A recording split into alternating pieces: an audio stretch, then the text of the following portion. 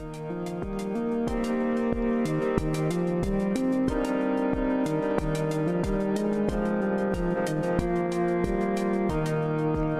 to Internally Guided Life, a podcast to help you unlock a life of balance, fulfillment, and joy. I'm Kayla Sweet, and together we're going to have fun and create change from the inside out. I'm so glad you're here.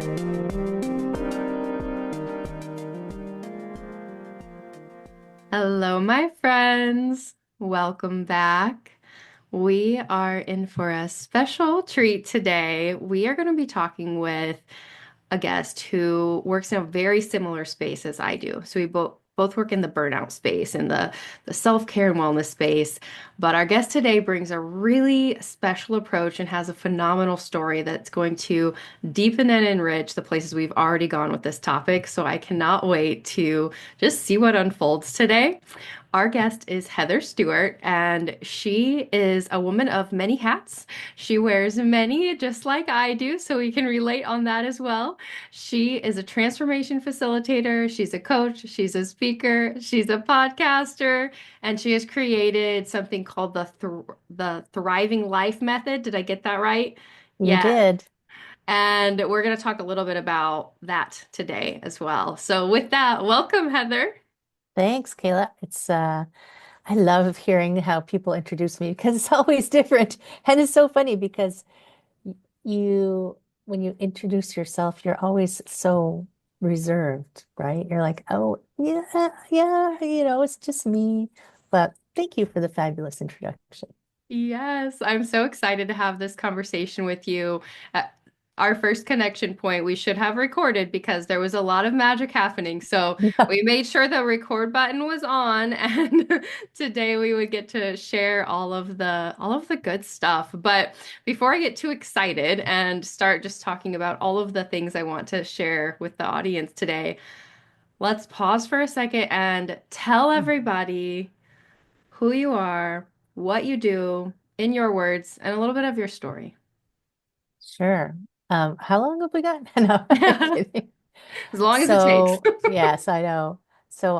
Yes, my name is Heather, and these days, I do call myself a transformation facilitator, and I also coined the term real life coach because I was coaching this person one day, and he told me that he had had a coach before, and I said, "Well, you know what? Why aren't you still with that coach?" And he said, "Well, they gave me this huge long list of things that I had to do, and I didn't do any of them." I said, "Well, okay."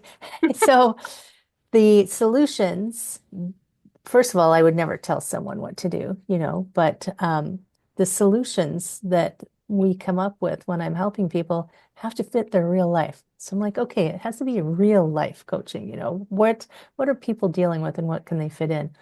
But I came to coaching in a kind of a roundabout way because my original career, I was a CPA. And it's funny because I'm just preparing a presentation on emotional intelligence and, the stages of development and things on and how it impacts early life experiences impact us so much later in life. And one of the things is, when you hit that teenage kind of years, you don't always know what you want to do. You don't always have a lot of clarity, and not everyone has this kind of sense of self-identity. So I ended up being an accountant because I was good at numbers. And that was the only reason I went into accounting because I didn't know what I wanted to do. When I was a little kid, I wanted to be an artist and a veterinarian. And yeah, I know, right? So neither of those things really panned out. But I was fairly successful. I was a senior director. I was working in a $1 billion company. I was balancing budgets. I was doing all the accounting things. I had a company car and stock options, house in the suburbs, the whole shoot and match. And I did not like it.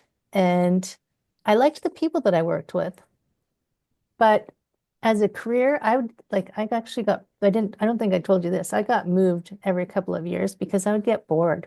Mm. And so they would shift me to, luckily it was a big enough company because prior to that, I just changed companies.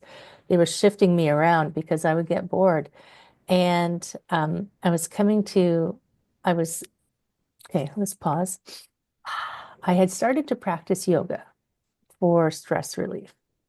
So I would go to yoga after work to, decompress from sitting 12 hours a day at a desk and working, working, working. And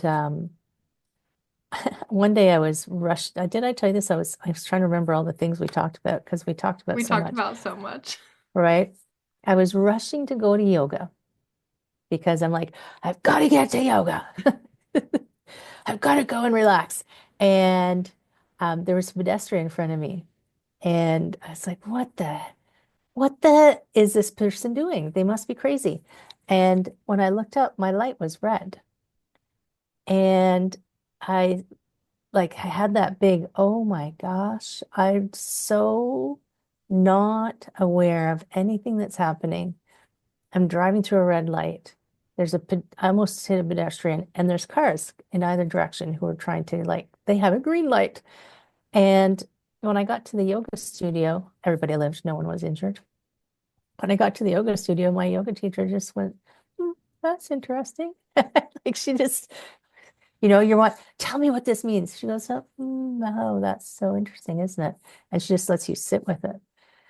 Oh my gosh. I'm like, tell me what to do.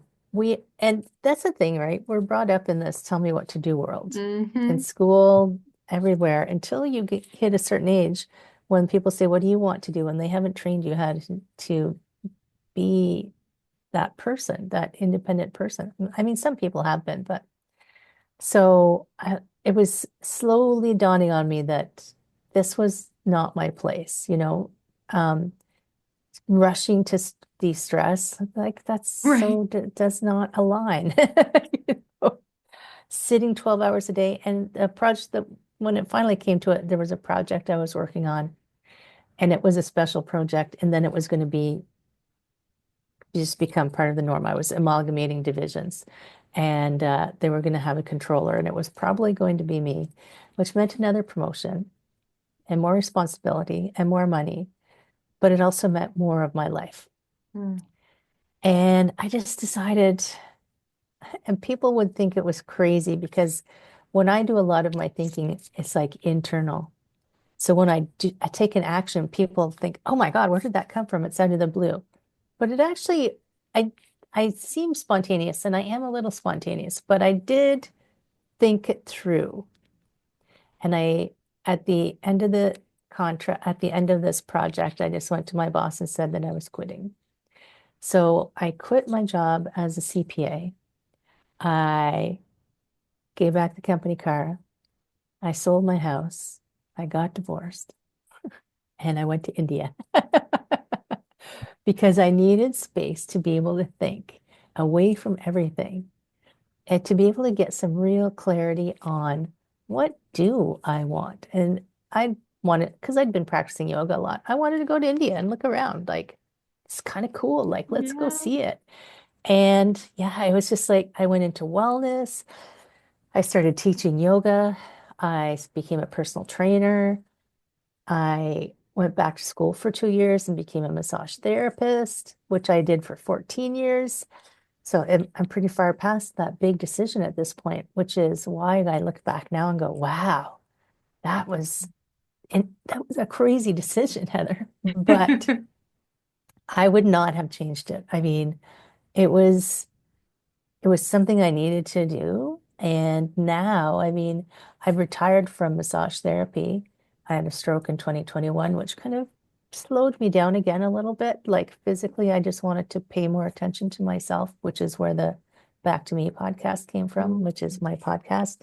And and I was coaching and massage therapy, but I felt kind of like massage therapy was coaching with someone lying on the table, Right. which, right, Just as a very bartender, relaxed coaching. they're asking questions, and I'm feeling like I'm not qualified to answer these questions, but I'll tell you what I think.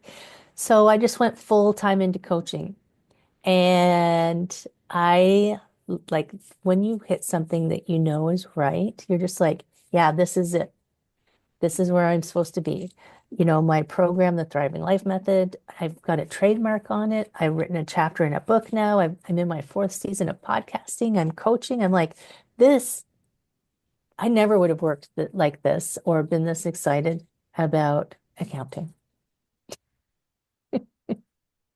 I love your story so much, and I feel like it is so resonant with a lot of people's experiences where you just kind of end up on a path and you go along it for a while and eventually you don't remember how you got there or you never stop to actually ask yourself if it was what you wanted or needed or if it still fits with what you want and need because we change. And some people spend their whole life on that path, right? Yeah.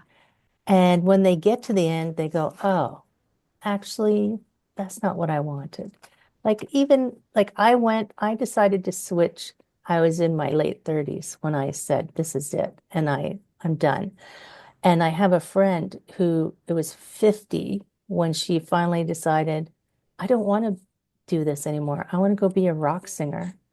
And so she had a business and she sold it and she went to Germany and became a rock singer. That's Which is like, amazing. she is so fun. I mean, oh my goodness.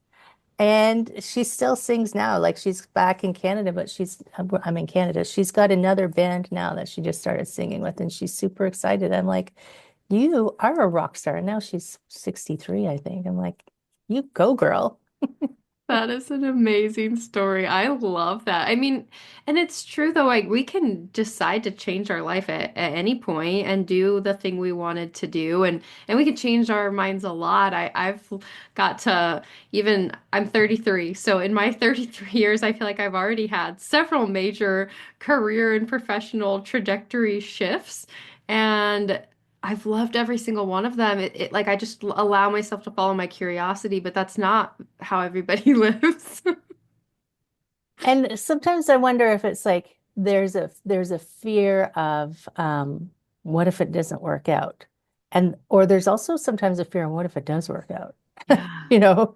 So if it doesn't work out, sometimes it's like um there there's the fear of failing, like appearing to be a failure, which for me, failing just means, oh, it's like an experiment, right? Oh, that experiment Yes. didn't work. Let's go try a different one. Yes.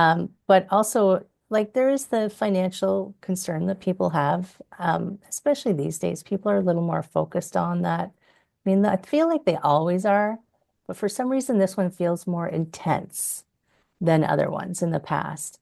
And like when I left my job, people think, oh my God, how did you do that? Well, I made some choices. Like I sold my 5 bedroom house and I went and moved into a bachelor apartment.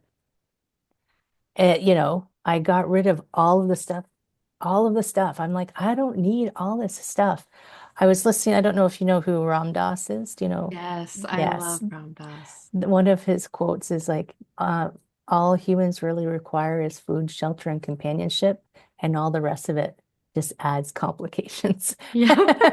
So, 5 bedroom house is a lot of complications. And it was only for 2 people and 2 cats, right? So it's like, yeah, you don't. It was funny because we moved into that house because I said I needed more space.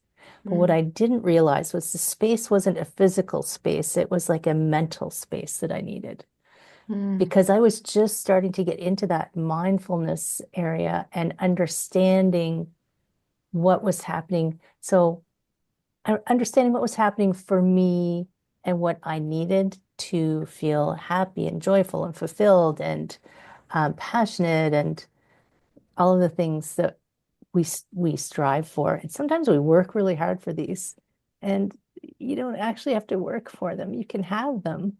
You yeah. just have to like let them come and don't try to find it outside of you. It's inside of you, Yeah. Yeah. Allowing that internal discovery be the path rather than constantly seeking all of this external stuff to fill some kind right? of need. Yeah. And we're not taught that either, Oh no, we're taught the right? opposite. I feel like almost pretty Yes. like explicitly. Well, look at marketing. Like marketing has become very savvy. Marketing knows how to push your buttons. They have complete studies on this. In fact, earlier today, I was talking to this woman. Talk about it's never too late. This woman is about to turn 80. She's got a book out on the market called Brownies for Breakfast. So I had to talk to her. And it's about eating healthy. And she does. She has a recipe for brownies for breakfast that's healthy. And she was talking about you can do whatever you want at any age. You don't have to stop doing things. But we're not really taught that. We're taught be obedient, do these things, go through your life, finish, and that's it, Yeah. right? And then just wait. Then just wait. And Right. at some point you'll die. She's Yeah. like, forget that. I She still love grows food in her garden. She lives in California. She can grow food in the garden. That's amazing. What an inspiring story. So something's coming up for me. I want to speak it Hmm. before it falls out of my brain. But something that I notice in people when it comes to this mindset shift of we can, whenever we want to, decide to reimagine what our lives could look like is the identity piece. Like people Mm. tie up and wrap up their identity so much in the thing they do or the thing they thought they would do, and that makes it so hard to change or let go or move forward, even if it's good for them. I'm curious what your thoughts Mm. are on that. It's so true because when people introduce themselves, think about the first thing someone asks you, what do you do? Not who are you? What do you do? What do you do? And this is also, I mean, you haven't experienced it yet, maybe, but when people get to retirement, like when I was an accountant, there were people working who should have been retired decades. They were going to die at their desk because that Mm. was the only thing they had in their identity. But everything that you believe that you are is a story that you have created about yourself, right? So if you have created a story that says, I am an accountant, and that's how your entire identity is built, yeah, it's going to be hard for you. It's not impossible. You can change it. And part of the other thing that happens is if you accept that, okay, I am also, so me, I'm a sister, I'm a daughter, I'm an aunt, I'm a great aunt, I'm a spouse, I'm a friend, I'm a colleague, I'm like an artist, I'm a coach, I'm a whole pile. If you wrote down all the things that you were, I'm a customer, you know, to Right. people, then your work isn't all of who you are. But because it provides us income, it provides us status for some people, it provides us this sense of importance. That's how we get so caught up in it. So when I'm talking about wellness, I actually talk about money and occupation and purpose as three different components. Because what you do as an occupation, which may be a job, does not have to be the source of your income. Mm. I have a client who's a poet because she likes writing poetry. She Yeah. identifies that as her occupation. That's not her source of income, right?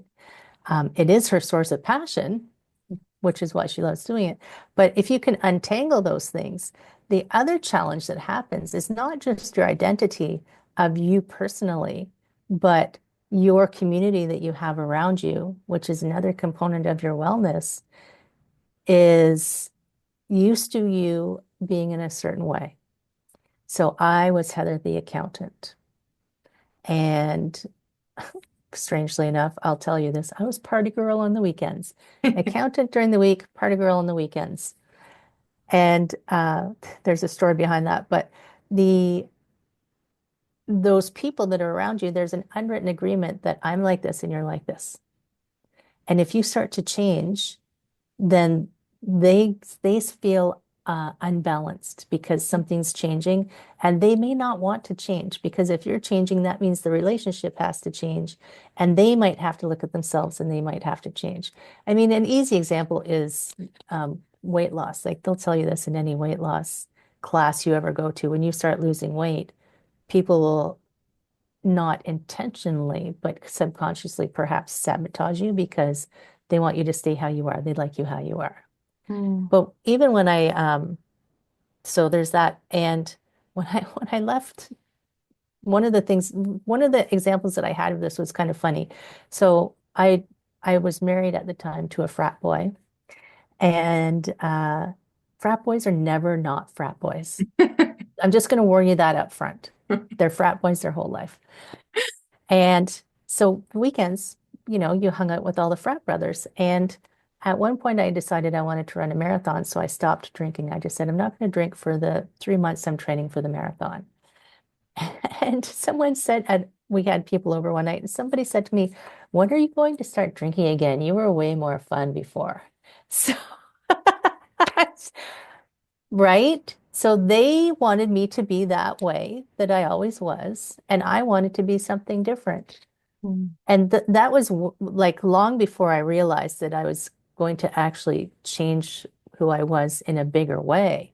But it was like this little sprinkling of, yeah, by the way, when you change who you are, if it's just your job, like if you just change jobs, you've have friends at a job, you leave, you have friends at your new job. If it's the same career, you get to stay the same. If you suddenly go from accountant to yoga teacher, Mhm. your community, your old community, sometimes, actually, I'll just be honest, they may not even be able, they might not come with you at all. Yeah. Is that bad? It's neither bad nor good. Um, if they don't want to make the transition, but it's deep in your core that you're going to make that transition, trust it, right? And I don't know. Oh, no, yeah. I still know a couple of people. There's still a couple of people that I have dinner with now and then from when I was an accountant. But for the most part, my entire community now is wellness based, yoga teachers, trainers, psychics, massage therapists, you name it. Um, Everybody whose sole intention is wellness and helping other people be well. Mm. And I liked my friends before, and I really, really like my friends now because I feel like I am more authentically myself by stepping out of the role that I was supposed to do into the role that I want to do, Mm. right? That's such an interesting distinction to make too, the supposed to versus Yeah. the thing we want or that we're being called to or that there's a curiosity awakening in us Yeah. for. So I If think you're a lot of curious, that people, means you're being called, right? So uh-huh. if you're curious, that's like a little nudge. Doesn't mean you have to jump like both feet and leap off the cliff, but follow curiosity because curiosity is like breadcrumbs. And the saddest thing, like it feels uncomfortable, but all of that discomfort passes, right? And sometimes we have a hard time imagining how good it could be, Yes. right? Even if I'm sitting here telling you how amazing it is, you're going to go, but I don't like this gunk in the middle. This, Mhm. that, so go through the gunk. I mean, Yes. you actually can't avoid the gunk, but you Yeah, can it's gonna choose. come for you anyways. Yeah, you can choose which gunk to wade through because you're going to get gunk, but you can choose which gunk. Yeah. Yeah. I love the way that this question around identity brought us so many places because it sounds like, I mean, it is a thing that we attach to. It's also a thing that is like infused with all of these expectations and Mhm. norms and shoulds. And then there's the community element, which that's huge. Like the thought of losing a community, even if you end up in a more aligned community, I think it's the thought of the loss or the lack of acceptance that really it can Well, shake think you. about those shows that are on now. Like I actually disconnected my cable when the second season of Survivor came out because everything was pitting people against each other to see who was going to get kicked out. And I think they're popular because that speaks to our core, you know, whatever our needs, food, shelter, and companionship. If we feel like we're being singled out, we're going to go put in solitary confinement is the biggest punishment you can give someone. Like COVID was hard on people, like telling someone we're going to take all your friends away. Right. That's hard. And we're hardwired for that to be hard because that's how we survive so well. But we are now in a we are now in a world where you can pick different friends, Yes. right? You can pick friends who actually make you feel good, not ones who bring you down. You don't have to get caught in other people's drama. You don't have to be the rescuer all the time. You don't have to do anything that it's all reciprocal. Like you support them, they support you. It's mutual respect. And yeah, when you find it, you know it. Yes. Yeah, this is so interesting. It's there's some synchronicities because I was just having a conversation earlier this week about friendship and community and talking to someone who was really struggling finding that. And Mm, I was trying to like think about how did I develop this community? I didn't always have it, where I have this network of people that I feel so close to and so supported by, and that reciprocity you're speaking to. And as I backtracked in my mind, trying to like draw the threads of where this community even started from, I finally landed on, that it was as I started to align my values and my inner desires and the things that mattered most with the people I was surrounding myself with, like it just starts to click and you're with your people. right. And it's funny, that doesn't mean you have to break up with people. Because what I've noticed recently is the people who aren't in alignment, it's almost like they just feel it and they remove themselves. Yeah. They just slowly drift away. And you might feel like, oh, you need to keep reaching out and grabbing onto them, but you don't. If if it's if they're not really aligned, let them drift away because that's like a natural evolution of a relationship. I know some people who still have friends from high school. I'm like, high school. Okay, I've changed so much since high school. None of those people would recognize me now, right? It's like, I don't think we'd be aligned anymore, but it's okay.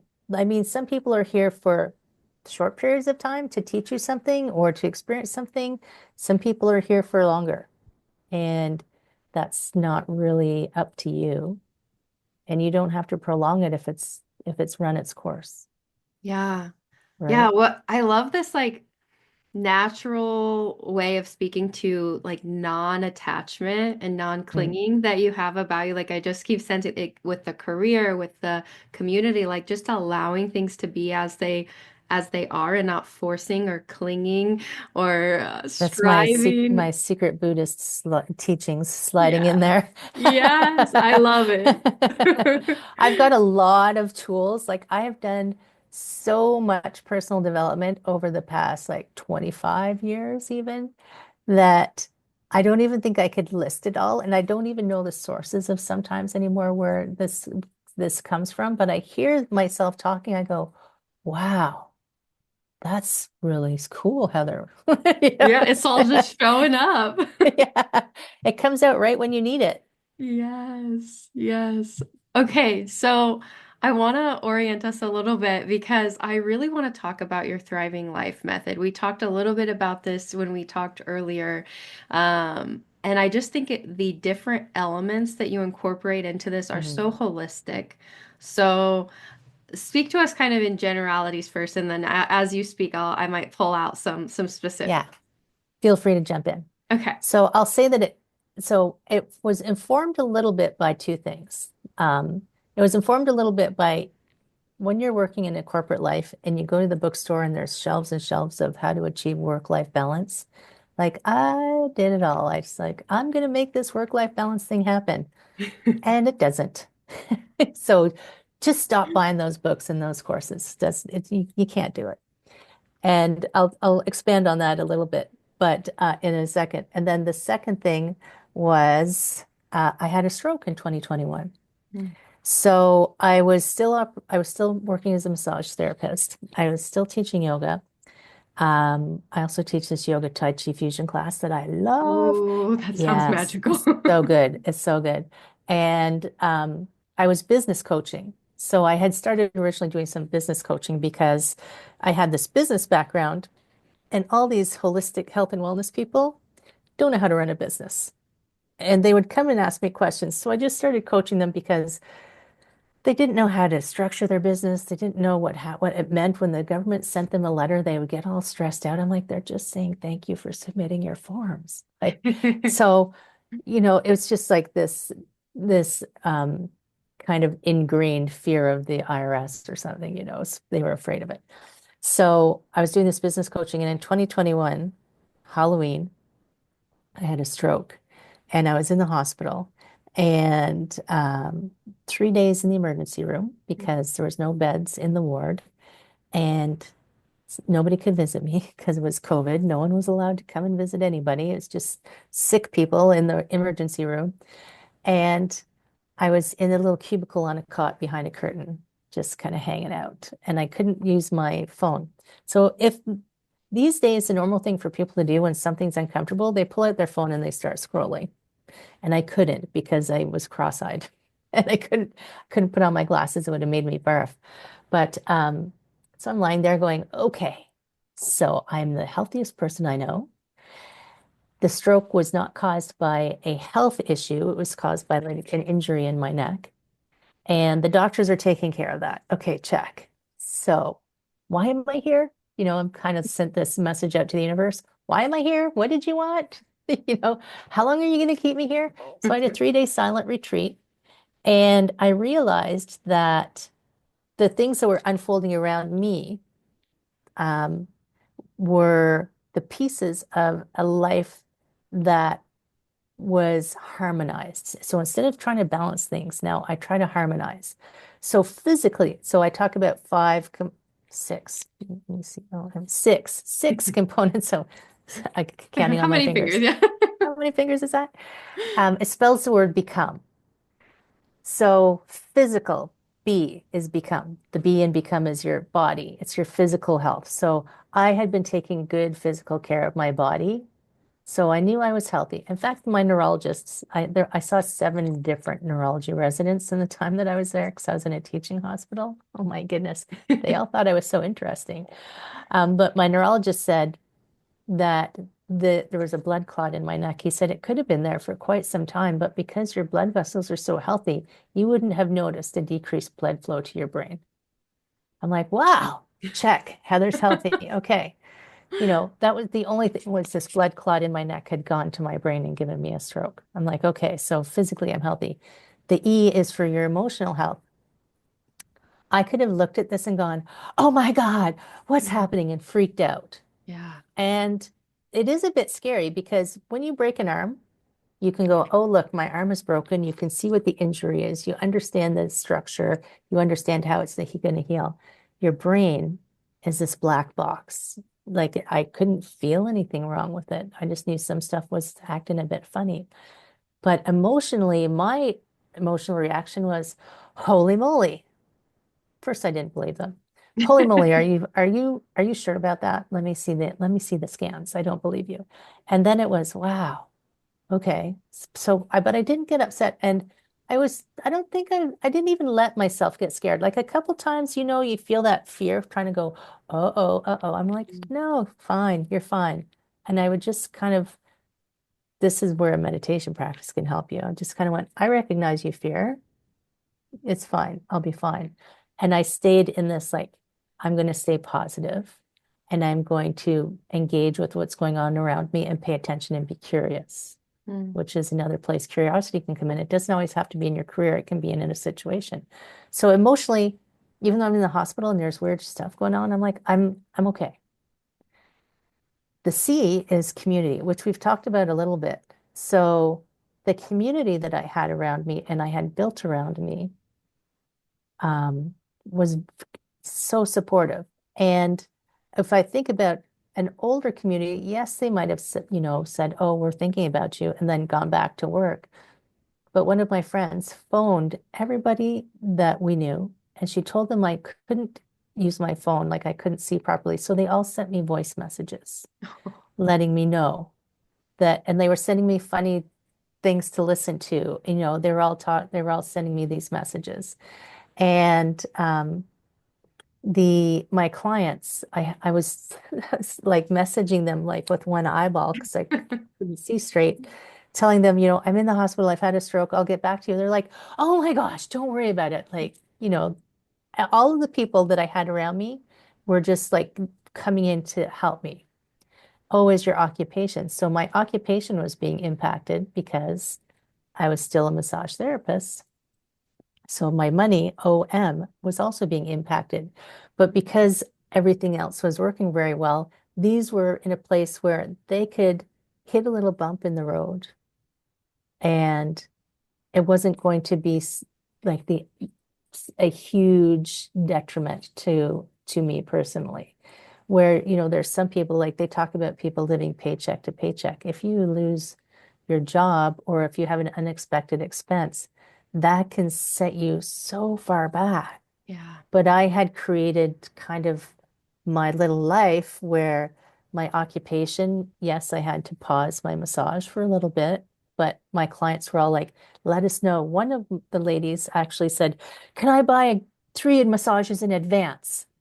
Because she just wanted to make sure that I was okay financially. Like I had clients saying, just let us like, buy some gift cards or something so that I could know that my financial situation was fine. And then the last E, and my financial situation, I mean, I have a little bit of background in it, but I also hire experts to help me make sure that I financially am healthy. Like I have investment people who know things that because I don't have time to sit and understand the ins and outs of everything going on in the stock market, in the world. And Right. then the last E is engagement, which is your passion and your spirit and your purpose and the thing that your soul came to do. Mm. And the thing that your soul came to do doesn't have to be your job, and it doesn't have to be the thing that makes you money, right? And one of the examples I love using is there's a lady, I think it's a lady in my neighborhood in the summer. Her garden is so beautiful. And when I walk by it, I actually stop and often take pictures because I like to paint her flowers. And you feel like there's love has been put into this garden, but Mm. it's not her job. She just really loves this garden. And you can tell when somebody really loves what they're doing, even if it's not their job. Like my husband delivers food 5 days a week right now for the food bank on his bicycle, even in the winter. And he loves it. He's so happy to do this for people, like to bring food to people who can't get out and who don't have enough. And that makes him happy. His whole purpose in life is service. Mm. And it's not his job. He's retired. He could do whatever he wanted, but that's what he chooses to do with his time. So when you think about that thing, because I remember for a long time I struggled with, I don't know what my passion is. I don't know what my passion is, but I kept thinking about it too logically. Yeah. Like your passion isn't going to be answered by your logical brain. It's going to be answered by your emotions. So what really excites you and what really makes you happy and what really makes you curious? And the curiosity could just be a link in the chain. It doesn't have to be the last thing, right? Mine went from yoga to personal training to massage therapy to coaching, Yeah. all helping, but the helping just kept getting bigger and bigger and bigger until now it's like the thriving life method. The idea behind it is your whole life, all of those six pieces of you have ups and downs. And as long as you are kind of surfing, I always imagine surfing because I took surfing lessons once in Mexico. As long as you're kind of riding that wave a little bit, when one goes up, as long as the other ones are, if one goes down, the other ones can support it and you can ride through. But if it all comes crashing down at the same time, you're going underwater, Mhm. right? You're trying to find the surface. Where am I? So, in hearing you speak about that, it's kind of pulling me back to a statement you said at the beginning of this around harmony versus balance. And it Mhm. sounds like what you're seeking through these different components of this framework is the harmony of all of them rather than trying to find some magical equilibrium where everything's just so and you can't move Right? anything or everything will fall apart. Is Yeah, that like that. And I accurate? think that's what we talked about what like the last time was, balance is this point. if you think about, balancing the house of cards or something, it's like don't move the table, everything will fall down. And balance, and also wanted to, like, life is such a big glob. Work is a big glob. And there's so many components to having a happy life, and your work shouldn't be separated from it. It should be included in it, Yeah. whatever you choose your work to be. So that's why I threw work-life balance out, because it tried to kind of glump everything together, but like work was some other thing, often Yeah. put it over there. Like it's I not wanted part it, of your life. yeah, right. I wanted them all to be integrated, and I wanted them to support each other. So it's not like you have to hold really still, because if you lose your balance, the whole thing's falling down. It's like, no, it's like, even you watch trees, when the wind blows, they just kind of move in the wind. You're floating. I teach kayaking too. So it's like I'm floating on the water, keeping myself upright. Everything's in balance. Everything's good. Yeah. It feels like a more sustainable way of being. And you know that life is going to keep happening, like it just does. It just keeps happening. So instead of trying to stop it from happening, go with what's happening. When they used to teach people to swim out of a whirlpool, you swim in the direction of the swirl, but Mhm. up. So stay in the direction of what's going on, but choose your path out. Yes. Right? Swimming lessons. Oh my God, those are a long time ago. I just love the just how holistic this approach is. And I think every single piece of this is equally important, and we could probably spend a given hour on any any of these. So Right. I'm trying to think where we could focus a little bit just to really dig in. And I know the one thing we talked a little bit too at our last call, which always intrigues me, is the separation you talked about between occupation, money, career, purpose. Like there's all of these various components, and I don't think everybody pulls them apart the way that you do, and I think it's really beautiful. So let's dig into that a little bit. All right. Yeah. And it, I think, like, there could be people, I haven't heard anybody else pull them apart. So I can't speak to if it's totally original, but I feel like we've got them so tied together in our current world that um, people feel like they all have to come from a single source. If and did I ever mention I need to you? Mm-mm. AYAYNI. It is the sacred rule of reciprocity. Oh. So the work that you choose to do does not have to be like, if I had stayed an accountant, if I could have been an accountant and still had a life, I might have stayed. But because it pro pro provided pretty good income, but it was like all of my life was going into that, and that Mm. didn't feel like I wanted that. And I still love teaching yoga because it's wellness, and I still teach yoga, but I feel like my purpose is bigger than yoga. And I teach I teach some classes for free because I like it, so it's not tied to my income. And the rule of Eine is, you know, the energy that you put out, and money is just a physical energy, like it's an energy exchange. I am putting this energy out, and the energy will return to me in some form, not necessarily from the same person or people. So, and I had a really weird example the other day. I had signed up for something. I was like, oh, I need to get this piece of software for this to be able to do these classes that I wanted to do. And I'm like, well, I don't know where I'll get the money from, but I'm sure it'll be fine. So I purchased it, and then I got a deposit of almost exactly the same amount from something that it was like it was unexpected. It's like, well, what's that for? So it was, and I mean, they're not all magical like that, but But sometimes. sometimes it is that magical. Yeah. It's like it comes in exactly when you need it because Uh-huh. you're doing this exchange of energy. And it's interesting. I'm listening to an audiobook right now called Love Money, Money Loves You. And it's speaking Mm. as money is an energetic entity. And it is the network between people. Like I'm giving time and energy for something so that that time and energy will come back to me in some way. Maybe it's a gift of time from someone else. Maybe it's in the form of money. Maybe it's in the form of something.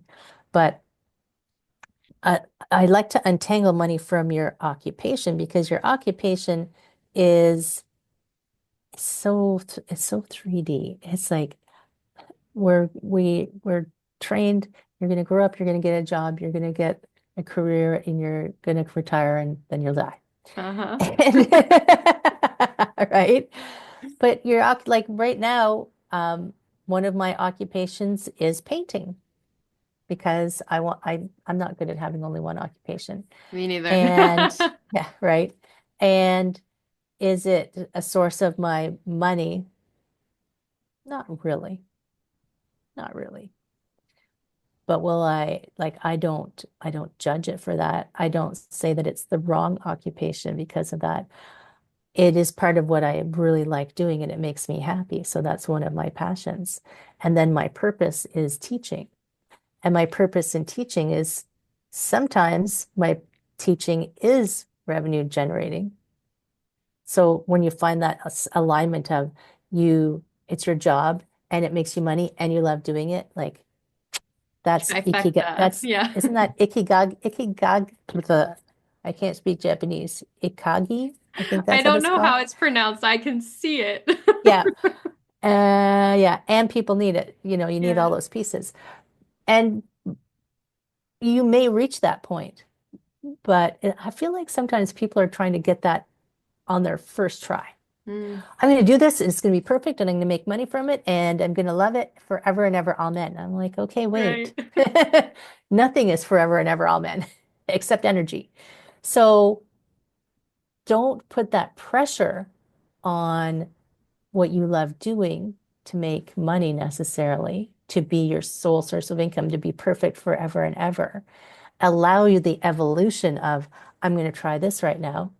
James Wedmore calls it trying on a set of clothes. Put on that outfit, wear it for a while, see if you like Yeah, it, see how see it if it works fits. for you. And if it doesn't, put it back on the rack and put on a different outfit, right? And it's such a good way to look at the world is we're down here to have some fun. We've got some stuff we said we would do while we were here, but it still involved fun for the most part. We got some things we're supposed to figure out while we're here. So the faster you learn the lesson, the more time you can have having fun.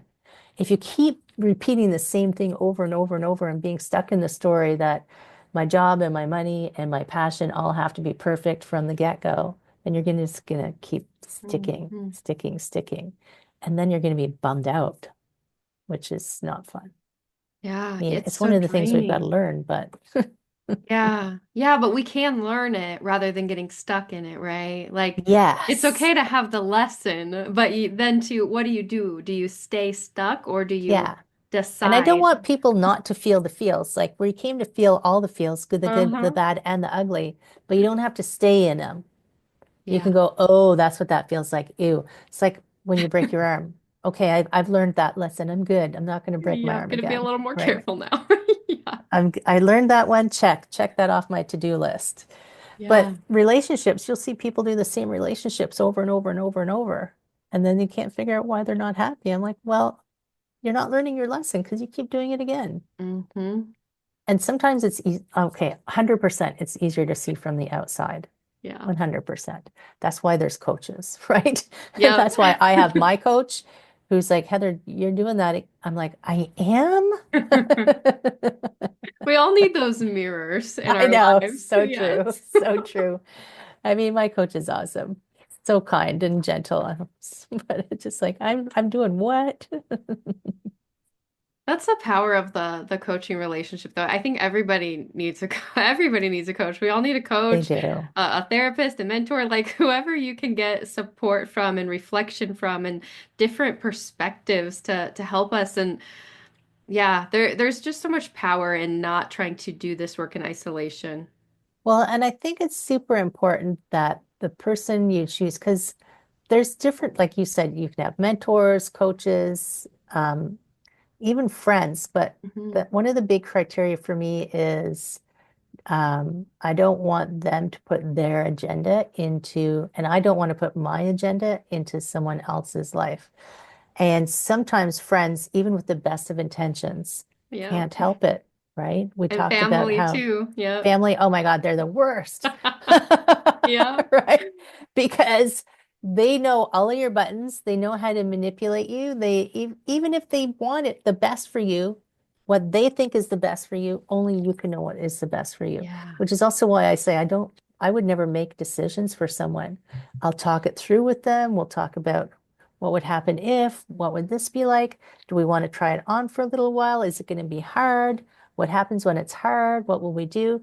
Like I just came up with this thing called Coach in Your Pocket, where because I found I was coaching people on WhatsApp, I'm like, well, why don't I just, if you don't want to get on a meeting with me, let's just make it cheaper, super affordable, and I'll just coach you over WhatsApp when you need me. So you don't have to book an appointment. You I just message love me. that. I call it Coach in Your Pocket.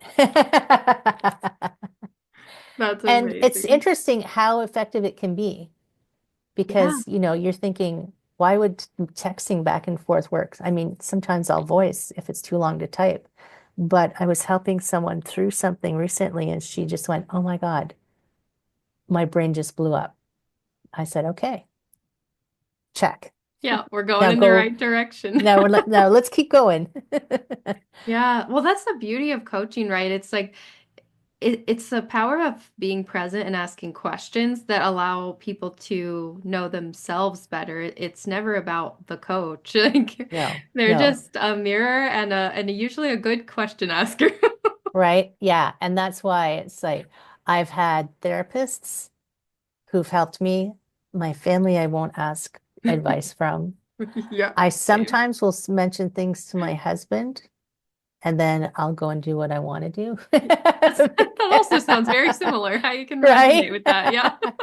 And friends will give suggestions, and I will thank them, and then I'll go and do what I want to do because I am the only person who's in charge of me. I'm the CEO of me, right? So I have to act like I'm in charge of me and take ownership of the decisions. Yeah, well, and that brings us back to that, like this differentiation between occupation, money, engagement, and I love the way you just framed that you're the CEO of you, and it's really an empowering, it's a leadership decision to be able to give yourself permission to evolve and ebb and flow and even if maybe on the first try you do really love something right away to know that you may not love it forever and the same thing that was once really exciting and really fulfilling like might not be that thing anymore forever and that it's okay to let that go and be open to new things if that happens too. It's totally true. Like, look, I loved being a massage therapist. At the end of 14 years, I realized, huh, this is not for me anymore. I loved my clients, but massage itself, I mean, it was taking a physical toll on me. I was like, okay, this isn't feeling as good as it used to. Mm. So I stepped away from that.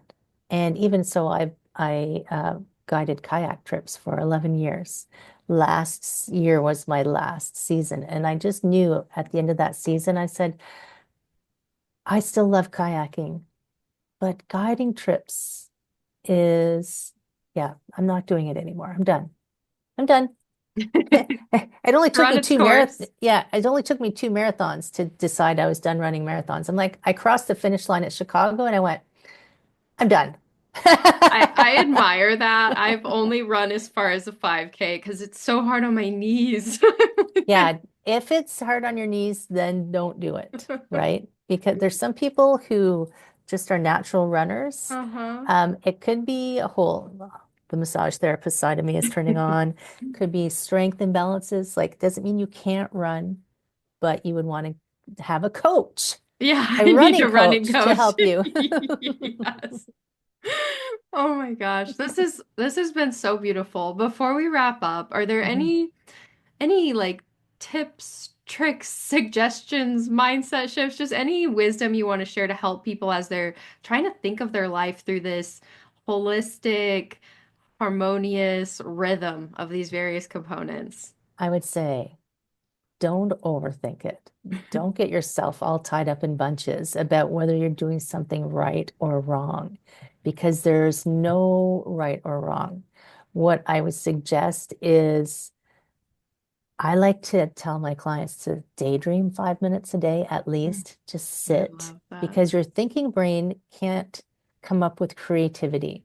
Just sit and stare out at the window at a tree and don't think about anything for 5 minutes. This is why ideas come in the shower. Hmm. So if you have to plan it, but just take some time every day to daydream and daydream about what would it be like? What would it be like? Whatever it is, fill in the blank. Hmm. And if something comes to you, like I have notebooks next to me all the time because I'll write things down like, oh my God, what a good idea. And I'll write it down. I have a good idea book. Doesn't mean I'm going to go do it, but I've captured it as something to inform me later. So it's like, take some time to turn off the thinking, logical brain and let your creative, imaginative side out to play, because that is where you will start to recognize patterns, things you like doing, things that you think would be fun. Go try them. Maybe they will be fun. If they're not fun, tick it off your list to go on to something Right. else, right? Yeah. I used to do a webinar called Ditch Your To-Do List, and here I am ticking off lists. Oh, well. Amazing. I And think breathe. that's yeah. Oh, this is one of the so I when any class that I teach, any movement class that I teach, there's always two rules in my class, and the rest of the class you do whatever you want. The first rule is you have to breathe, and the second rule is don't cause yourself any pain. Mm. So those are good rules for life. That's what I was gonna say. Yeah, that's a beautiful way to go through every day. If you're Yeah. noticing that you're not breathing or you're in pain, maybe reevaluate. Yeah. Step back. Yes. I love it. Very practical, easy to implement little shifts to just start dreaming about what could be. And I love the emphasis on, yeah, imagining and being curious because that's where possibility opens up. And I think we all need to give ourselves permission to explore that more often. Right. We get imaginations for a reason, so let Yeah. them play. Yes. Okay, where can people find you as we're wrapping up this amazing conversation that flew by? I just looked at the time. I'm like, oh my gosh, has it really been an hour? Where can Yes. people find you if You they can find connected? everything at heatherstewart.coach. So my social links are there, the podcast is there. I started a new membership hub that's off of social media, so there's no trolls or anything nasty going on over there. It's all over in heatherstewart.coach. Perfect. Simple and easy to find, and we'll Mhm. put the link in the show notes as well. Amazing. This has been such a pleasure. Thank you so much. I've loved this time. I just feel so I don't, the conversation has been it's been energizing but also grounding if that makes sense. Like I feel It so does. at ease. Yeah, it's one of my superpowers. Oh, I love it. I can feel it. I'm benefiting from it. Thanks, Kayla. You're awesome, by the way. Thank you. Well, to everyone who's listening, thank you for joining us on this lovely ride. Stay connected with Heather, take her advice, and spend some time just thinking about this stuff. We unpacked so many beautiful concepts today. I feel like this one's just worth chewing over for a little while. So, with that, we will say goodbye. I hope everyone takes such good care of themselves, and I'll talk to you soon. Bye. Bye. Thank you for listening. If you want more resources on thriving in your life or want details on working with me, check out my website at internallyguidedleadership.com or follow me on Instagram, Facebook, or TikTok at Internally Guided Coach. Be gentle with yourselves out there, and I'll talk to you next time.